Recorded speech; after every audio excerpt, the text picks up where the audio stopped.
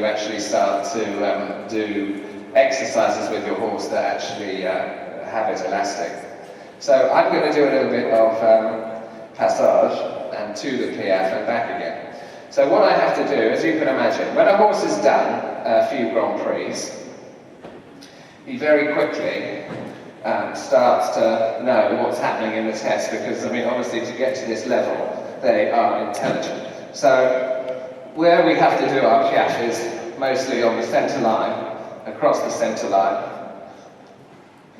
So I'm going to, first of all, as my warm-up, I'm going to turn him across the middle.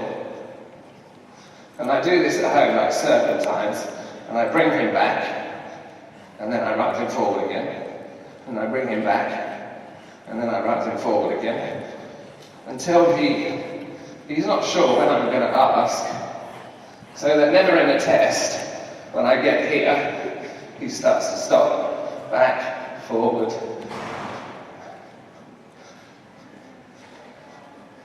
And then this time when I cross the centre line, I'm going to ask him to do his piaffe. 6, 7, 8, 9, 10, 11, 12, and so that he is, sometimes I might do, again the next time,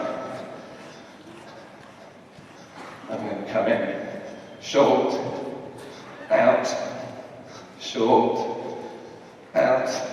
And all this communication is obviously through my reins and my seat and my legs. And I'm still giving him the same aids as a trot. So both legs together, together. Still trotting. Heavy on the way out to lift. And then I'm going to just experiment again. And walk. So, to actually get a horse ready for Grand Prix is very difficult, but when you get there you have to start being a little bit clever yourself about hand.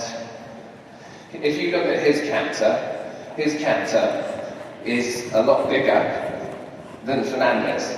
He has a bit more height in it, and so I have a bit of a problem balancing him, because he's always, if you look at his hind leg compared to Fernandez's, he is always pushing forward, and I'm using the wall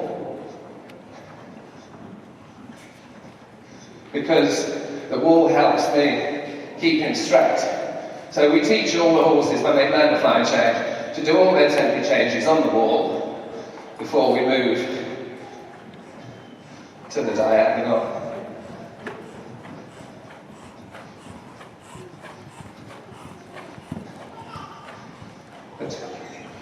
So, now he's totally straight. I'm going to bring him on the diagonal and do my 15 ones like in a Grand Prix. 2, 3, 5, 6. I think you can count better than me.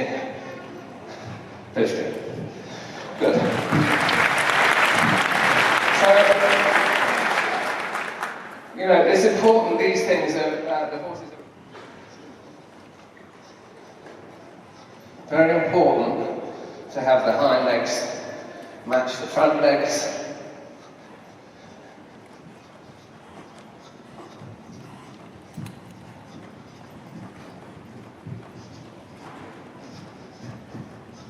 And your transitions.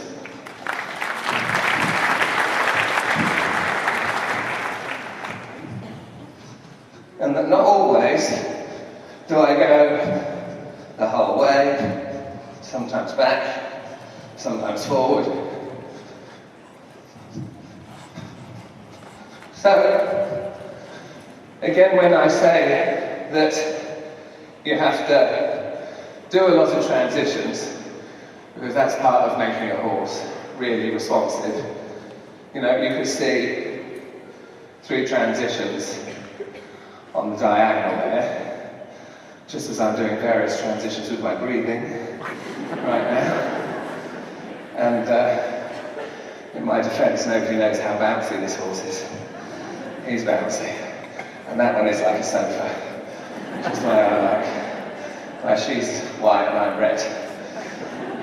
So, just a few exercises so that when all of you get to Grand Prix, you know what to do, you know what you can work on to get your horses better at Grand Prix. As I said, half naz is really quite difficult to try and explain to you. Teams, so thank you very much for listening and good luck with your own. Thank you to Carl and thank you to Charlotte. Ladies and gentlemen, once again, Carl Hester.